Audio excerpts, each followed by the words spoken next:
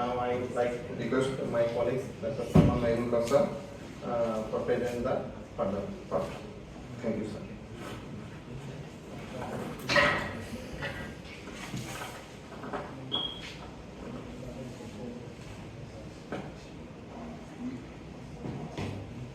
Honorable Chairperson, ladies and gentlemen, at first I'd like to thank you everyone for giving me the chance to present in front of you. And my dear colleagues, I would like to have your attention at least for 10 minutes, please. Okay. I would like to have your attention in this picture. Look, there is a school-going boy who is crying, and he's locked by a chain, and which is controlled by a smartphone. So what does it mean? Now it's time, now it's days. Smartphone is actually controlling us. The youth, the Gen Zs, and the school-going children, most of the case, are actually cascaded by this magical box, which is known as phones. At this time, I would like to show you some figure.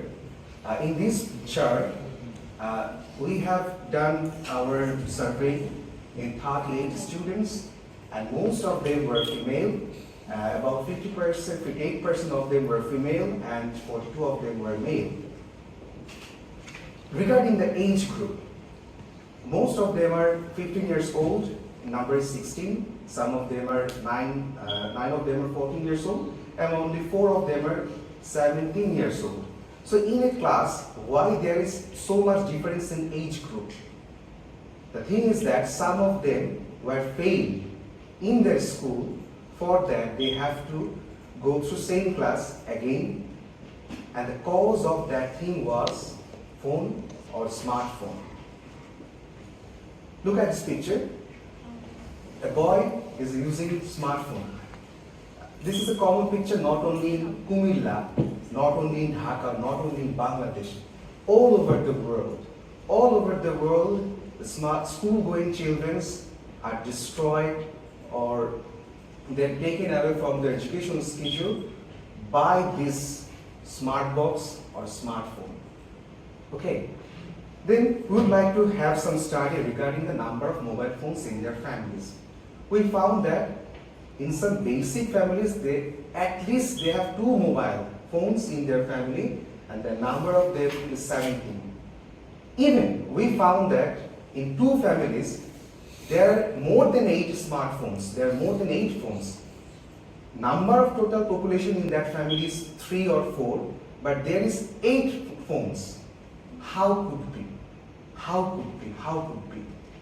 And this is actually happening in Kumilla village, in Kumilla. Then, why mobile was actually developed? In 1982, mobile was actually developed for basic communication with the people. But in the revolution, the mobile actually has got so many innovation, and nowadays it is totally dominated by this girl or this guy who is smartphone. Okay, regarding the number of smartphone in family, which I have talked about, and also the button phone is actually lagging behind, which was actually made for the basic communication. There are 1 phone, button phone is about 13 families, 2 phones in 10 students, and 3 phones in 1 families. So actually, the number of button phone actually decreasing day by day.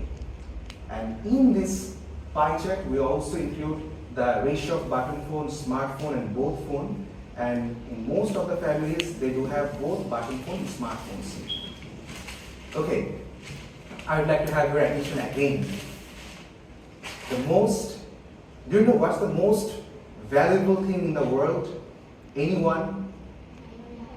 Time. Time is the most valuable resource in all over the world. And this box is actually killing and destroying our time. While we were actually asking the students regarding their screen time, they were actually shy. They don't want to show any sort of data from their mobile phone, and they do not want to talk regarding those things.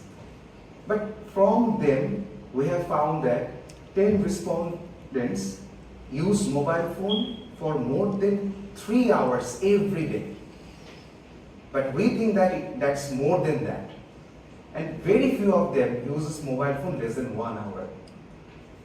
And again, we asked them, do you really use mobile phone for educational purpose? Most of them said actually no, sometimes we do class, we may watch some sort of basic things. But the alarming thing is that the person who is actually using mobile phones for more than 3 or 4 hours in a day, they use it for educational purpose only for 10 to 15 minutes. That's also very alarming, which we were trying to show this in our chart, pie chart. And then another alarming thing. Could you please tell me one social app which is banned from our neighboring country? TikTok. Another one social app which is banned from America? TikTok. Or going to ban from America? TikTok. TikTok. Unfortunately, we have found that the school-going children, they are actually addicted to TikTok. They are addicted to screen scrolling. Most of them, 16 of them, they were actually very much busy with TikTok. They use at least 1 hour they scroll TikTok. And WhatsApp use, most of them do WhatsApp only for, and another very high ratio of them using Facebook. And they do not use Facebook for looking for news. They actually goes to Facebook for looking for reels. So that is actually another version of TikTok. So they're actually scrolling. They actually don't get nothing. If you ask anyone what sort of TikTok you have seen all over the days, how many of them you see all over the days, they can say nothing. I forgot. They told me like that. Okay. In the next chart, duration of the use of smartphone, we have asked them how long do you use smartphone. Most of them are using smartphone for more than 3 years. So actually, they have got smartphone in class 6 or 7.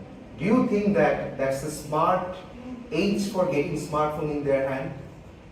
I can tell most of us, we have got this sort of privilege when we were in universities. But students now this time, they are getting this at class 6 or 7. This is very alarming. Okay. Then what does these phones can do in our body? At first, it actually hinders our sleep. While you use too much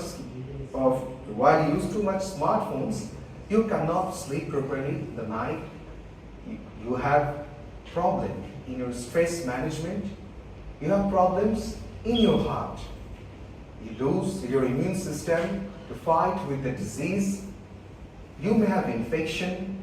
You may have problem in your ears, and you do have problems in your vision. And actually, it destroys yourself, it destroys our generation, it decreases the value of our life. Then we have asked them, how long are disadvantage of smartphone use? All of them almost said us, actually, smartphone creates their mind blind. So there is poor performance problem all over them. So more than 24 of them, about 24 of them told us there is performance problem, and there's also headache, insomnia, eye pain, so and so. Then what would be the observation and recommendation? Our study shows that mobile phone users, female is more than the male now this time. They basically use smartphone for entertainment purpose, sometimes for educational purpose, but it's very less sometimes. A large number of students mentioned their health-related problem like insomnia, headache, which I have told you before. Then checking smartphones anywhere. This is also a problem of us. Some of us still now checking our smartphone while I'm presenting in front of you.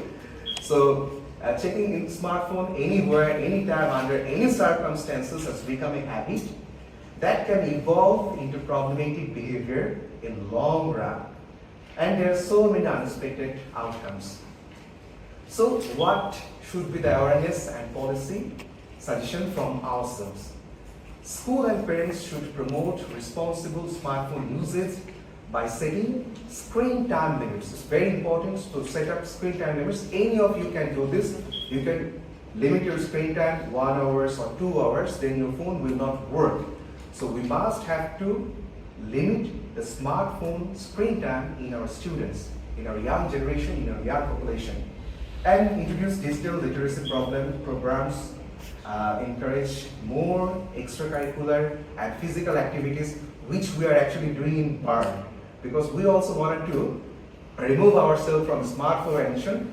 For that, in every morning we have to do the PTs, and in the evening we have to go to the fields.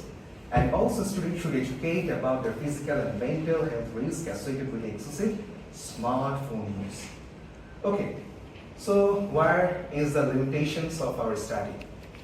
We have done the study in very short period of time, and we have conducted this actually in Hidalgos and single school.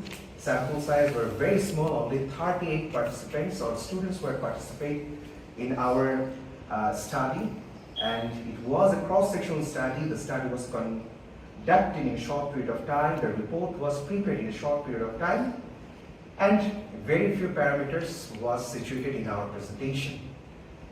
And regarding conclusion, from our study we came to know almost all teenagers of high school widely use mobile phone.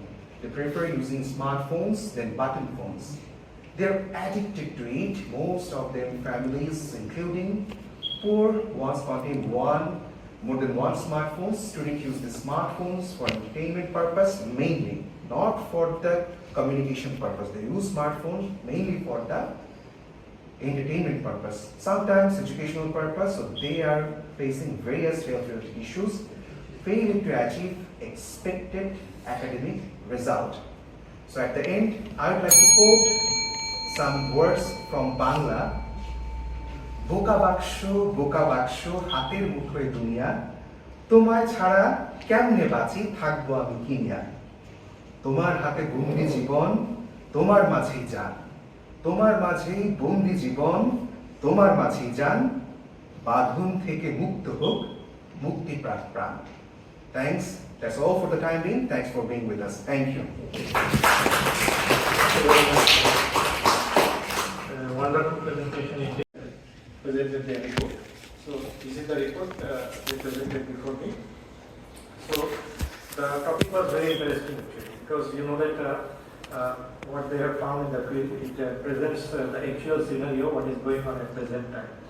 So based on that, they have presented a number of issues, and they have presented their observation and finally gave some recommendation.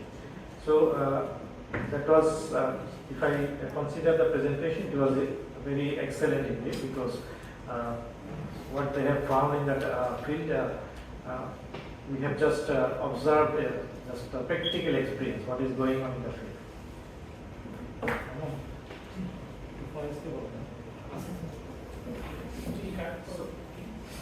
So these are the, actually, it inspired us to ask some questions, the presentation, because there are a lot of interesting issues are there. So we have seen that they have presented the bad effects of smartphone. I can remember that I had used my first mobile phone in 2006 maybe, just after my graduation. So that was one big Nokia phone that was.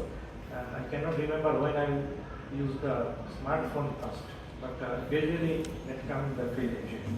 But these have some bad effects also. I agree with the presenter, because it consumes a lot of time, unnecessary time. Say for example, after using the smartphone, I just ask myself why I am scrolling the smartphone, because it does not actually give any output, just passing the time and consuming the time. So these are the issues just they have presented. I congratulate them for the presentation, because it was very interesting and actually thought-provoking presentation, I should say.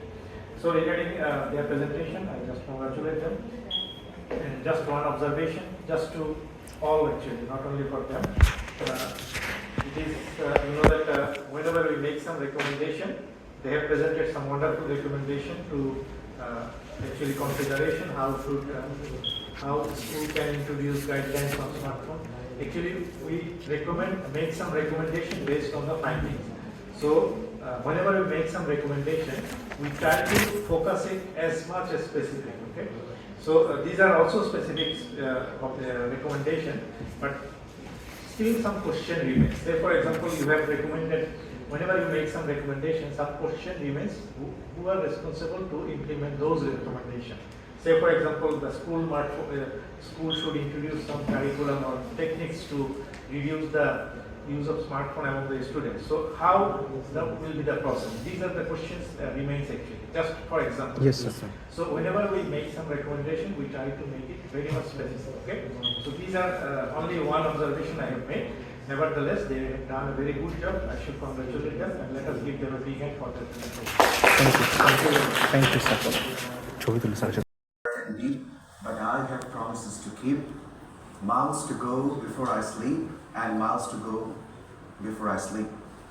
Ladies and gentlemen, Honorable Chairperson, at first I would like to give thanks all of you for giving me a chance in this dais for present my presentation in front of you. Ladies and gentlemen, at first I would like to have your attention in this picture. Some of my colleagues are actually jumping. So, what does it have with relation of microfinance in this picture? While we jump, after 2 or 3 seconds or after few seconds, we must have to fall down to the earth. Like that, this book's author, Mr. Bateman, described microfinance has some sort of sharp peak and there must have some sort of sharp decline. He described microfinance like this in his book. Then I would like to show you another picture. Look, a boy can't move from poverty and he's trapped in the form of poverty. What does it mean? In chapter 4 of this book, microfinance is known as a poverty trap. Actually, in long term, microfinance cannot reduce the poverty. Microfinance actually promoting the poverty. Mr. Bateman actually said that in his book. Okay, this chapter started by looking at the microfinance industry's own impact assessment. For much obvious reason, microfinance is actually seriously in conflict. In microfinance, we are seeing now this time, we are actually seeing a partial side of microfinance. We cannot see the full picture of the microfinance. He actually said that in his books. And community displacement and client exit is a common problem in microfinance. The rest of the chapter was dedicated to closer examination of microfinance model practice. Okay. I'm sorry, sir. Okay.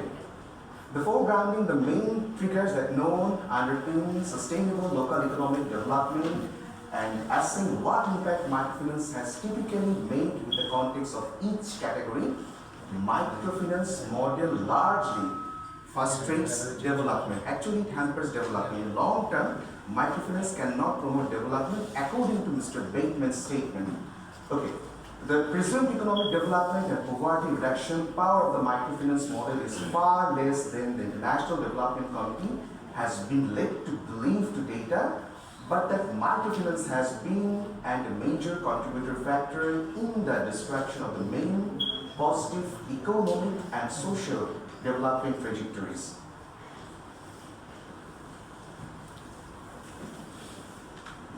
Okay. In this picture, I would like to show you a picture which is taken from the Sri Lanka. Some ladies are protesting against the microfinance system. And in this chapter, Mr. Bateman has said the commercialization and death of the microfinance. Look, there is a bank, it's a Kenyan women microfinance bank. Do you think this bank is different than the other finance bank or other banks? No, this bank actually runs with a very high cost, the lend price is cost, the management cost is very high.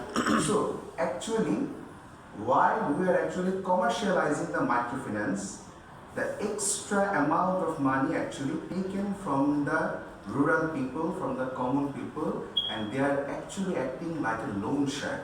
Mr. Bateman has described this in his book, and the new wave approach of microfinance facing the main paraphrase, they claim commercialization will facilitate the largest possible availability of microfinance at the lowest possible cost to governments and the international donor community. And in the growing number of cases where the microfinance industry has achieved its central goal, microfinance is made available to anyone who might want it. Even microfinance advocates have been forced to conduct that results have been very far from the satisfactory.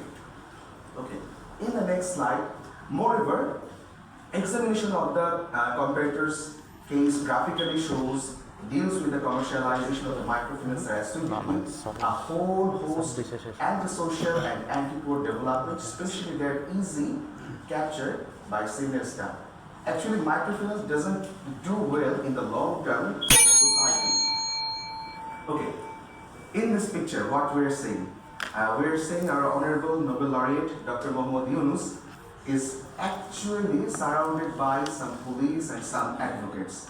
And this picture actually represents the politics of the microfinance. From the 80s and 90s, while the microfinance boom actually occurred all over the world, there are so many lawsuits and cases regarding the microfinance system all over the world. And some would like to describe this. This is nothing, another modern version of the loan shark business. Okay, the politics of microfinance, mainly within the microfinance industry, has argued that today's microfinance model is the direct descent of the various forms of small-scale finance that emerged in the early 19th century to democratize the challenge new system of industrial capitalism. Okay, the Grameen Bank model that emerged in the 1980s, and even more so the new wave microfinance model that began to replace it from the early 1990s onwards, actually represents quite fundamental schemes with various lifts and community revival movements supporting microfinance in the past. Okay, in the chapter 7, in this picture, what we're seeing sustainable growth. From the microfinance, we actually want sustainable growth, but in the reality, it can't do the sustainable growth. So what would be the alternatives of the microfinance? Even Sharp price and a sharp form. Thank you, sir. Now next of the presentation will be conducted by my colleague Dr. Salman Mahmood sir. I humbly request to him to conduct this session. Thank you, sir.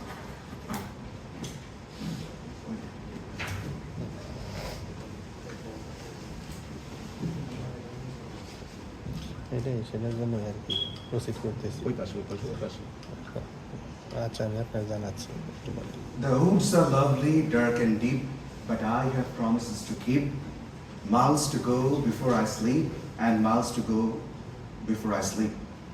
Ladies and gentlemen, Honorable Chairperson, at first I would like to give thanks all of you for giving me a chance in this dais for present my presentation in front of you. Ladies and gentlemen, at first I would like to have your attention in this picture. Some of my colleagues are actually jumping. So, what does it have with relation of microfinance in this picture? While we jump, after 2 or 3 seconds or after few seconds, we must have to fall down to the earth. Like that, this book's author, Mr. Bateman, described microfinance has some sort of sharp peak and there must have some sort of sharp decline. He described microfinance like this in his book. Then I would like to show you another picture. Look, a boy can't move from poverty and he's trapped in the form of poverty. What does it mean? In chapter 4 of this book, microfinance is known as a poverty trap. Actually, in long term, microfinance cannot reduce the poverty.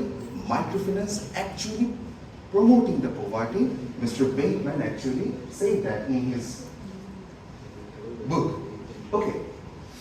This chapter started by looking at the microfinance industry's own impact assessments. For much obvious reasons, microfinance is actually seriously incomplete. Because in microfinance, we are seeing now at this time, we are actually seeing a partial side of microfinance. We cannot see the full picture of the microfinance. He actually said that in his books. And community displacement and client exit is a common problem in microfinance. The rest of the chapter was dedicated to closer examination of microfinance model practice. Okay. I'm sorry, sir. Okay. The foregrounding the main triggers that known underpin sustainable local economic development and assessing what impact microfinance has typically made in the context of each category. Microfinance model largely frustrates development. Actually, it hampers development. In long term, microfinance cannot promote development according to Mr. Bateman's statement. Okay. The present economic development and poverty reduction power of the microfinance model is far less than the International Development Committee has been led to believe to data, but that microfinance has been and a major contributor factor in the destruction of the main positive economic and social development trajectories.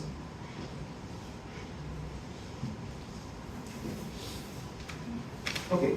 In this picture, I'd like to show you a picture which is taken from the Sri Lanka. Some ladies are protesting against the microfinance system. And in this chapter, Mr. Bateman has said the commercialization and death of the microfinance. Look, there is a bank, it's a Kenyan Women Microfinance Bank.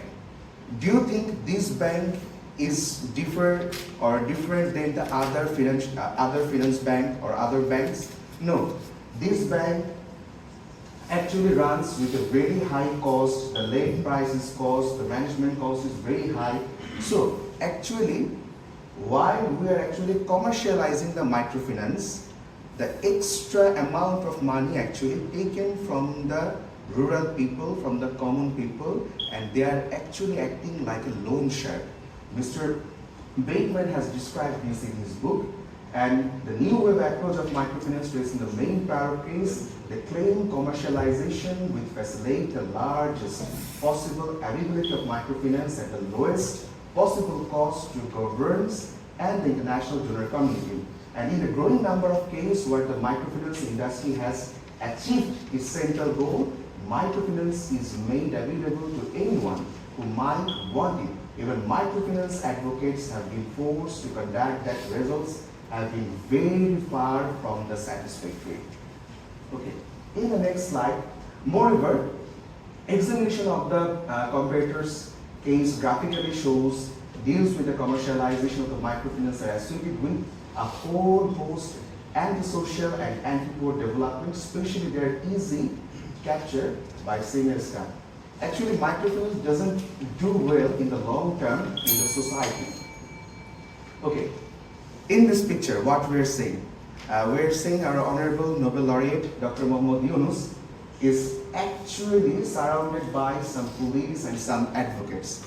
And this picture actually represents the politics of the microfinance. From the 80s and 90s, while the microfinance boom actually occurred all over the world, there are so many lawsuits and cases regarding the microfinance system all over the world. And some would like to describe this. This is nothing, another modern version of the loan shark business. Okay, the politics of microfinance, mainly within the microfinance industry, has argued that today's microfinance model is the direct descent of the various forms of small-scale finance that emerged in the early 19th century to democratize the challenge a new system of industrial capitalism. Okay, the Grameen Bank model that emerged in the 1980s, and even more so the new wave microfinance model that began to replace it from the early 1990s onwards, actually represents quite fundamental schemes with the various groups and community revived movements supporting microfinance in the past. Okay. In the chapter 7, in this picture, what we are seeing? We're seeing sustainable growth. From the microfinance, we actually want sustainable growth. But in the reality, it can't do the sustainable growth. So what would be the alternatives of the microfinance? Even curiously glance, the recent economic history reveals that there are many local financial system alternatives of microfinance. So microfinance model that we are actually seeing today, it cannot do the basic things. The traditional business model can do better than the microfinance system.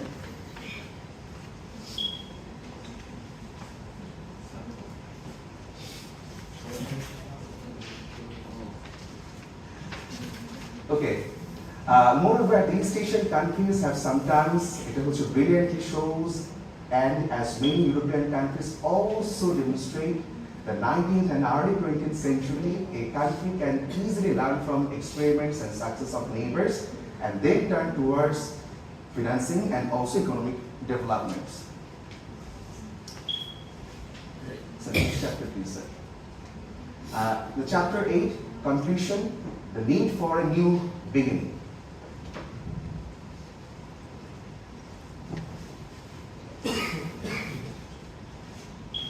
Progress for the poor, if any, is henceforth by the secured on an individual basis through with individual entrepreneurship and based upon their own work.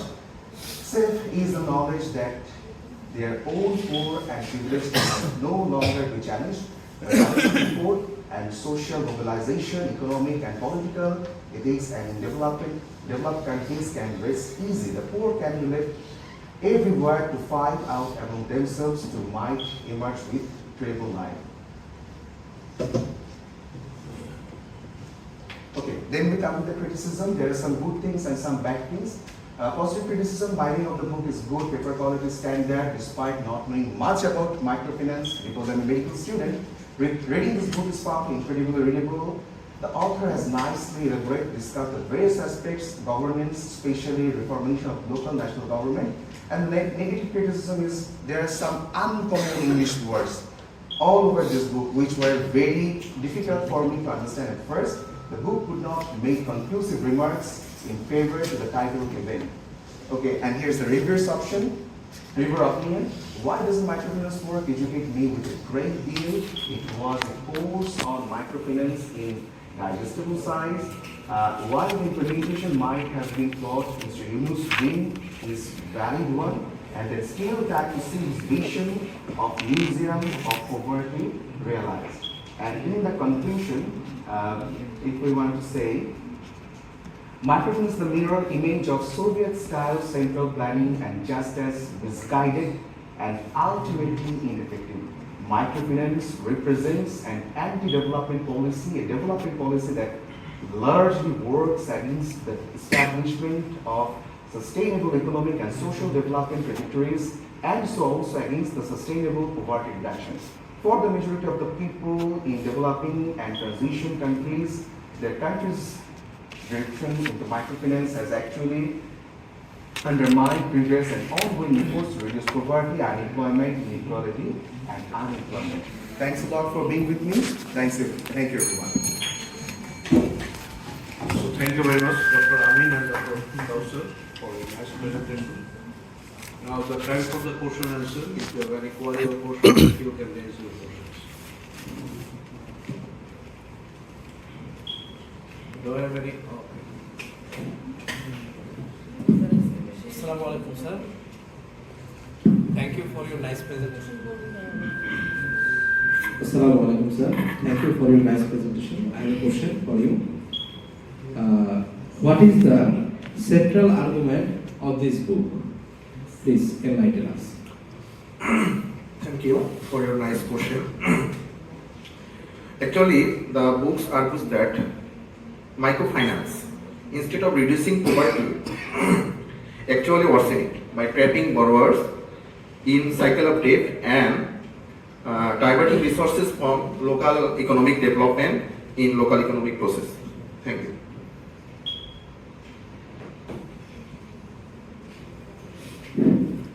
Thank you. Thank you, Dr. Ruhul Amin Dr.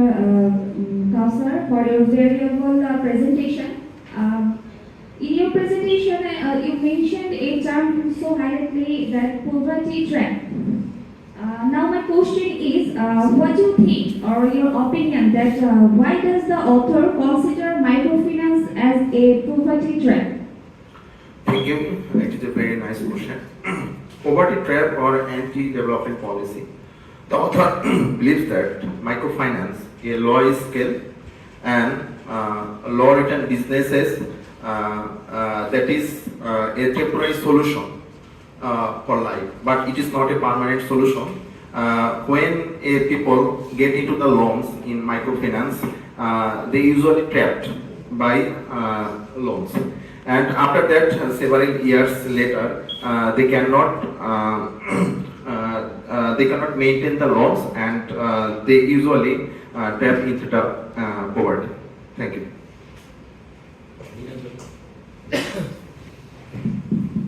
We know microfinance has helped many people. Does this book disagree? Okay, thank you, sir, for your nice question. Yes, in one point of view, some people has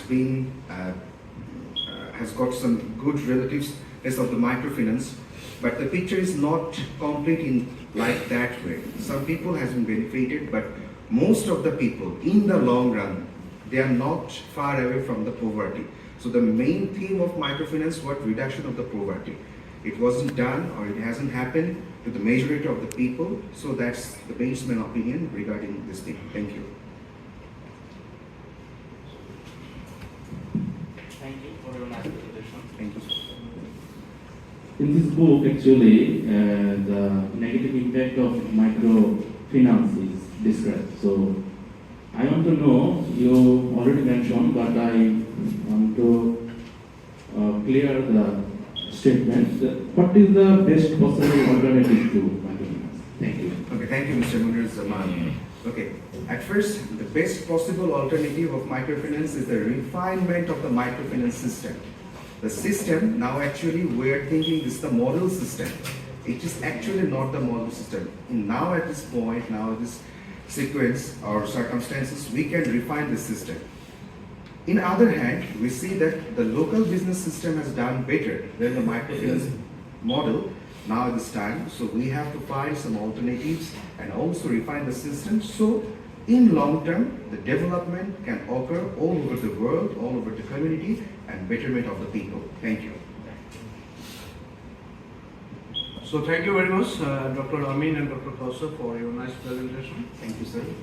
And actually the book was a shift from our traditional thinking that microfinance has some impact on the poverty reduction.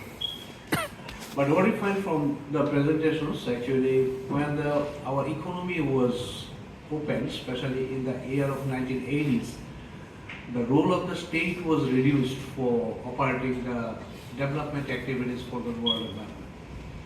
And on that time, probably there was a vacuum and microcredit got their positions. And still there are some debates. Some people are telling that microcredit has some impact on the employment generations as well as the income generations. And some of them are very much critics. They say that the microcredit is a poverty trap. So there is no conclusive remarks, but the most important thing is that probably we need to analyze in depth what is happening at the field level. Whether microcredit is giving some support to get out from the poverty.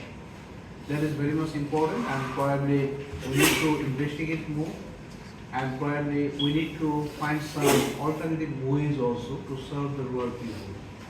Because as we heard that the cost of credit is very high compared to the banking and the other sectors. So there are some opportunities also, because especially it is claimed that microcredit requires a lot of administrative costs, because we need to go to the household of the beneficiaries.